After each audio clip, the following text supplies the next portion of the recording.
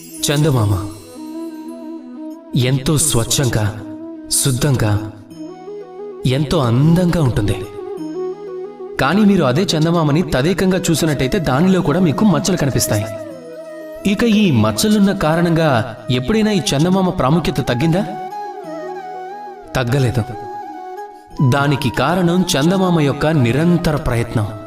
ఒకసారి ఆకాశంలోకి చూడండి. ఆ అంధకారం అనుక్షణం ప్రయత్నం చేస్తుంది చందమామని అధిగమించడానికి.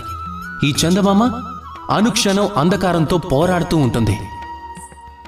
అమావాస్య రోజు ప్రారంభమైన చందమామ యొక్క యాత్ర పౌర్ణమి రోజున ముగుస్తుంది. అందువల్లే ఈ చందమామకు పూజలు జరుగుతాయి. అందుకే ఈ చందమామకి ప్రాముఖ్యత ఇవ్వబడుతుంది. అదేవిధంగా మీలో ఏదైనా తప్పుంటే గనుక, అంటే ఏదైనా చెడుంటే ఎటువంటి సమస్య లేదు.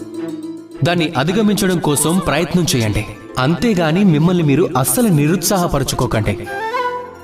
అది చాలా తప్పు. మన తప్పులను, మన పొరపాట్లను, మనలోని చెడును తొలగించి ఒక్కసారి ఈ ప్రపంచంలో మంచి కోసం కదలండి. అప్పుడు మీరే చూస్తారు మీలోని అంతర్గత వెలుగుని. అది ఎంతో ప్రకాశవంతంగా ఉంటుంది. రాధా కృష్ణ.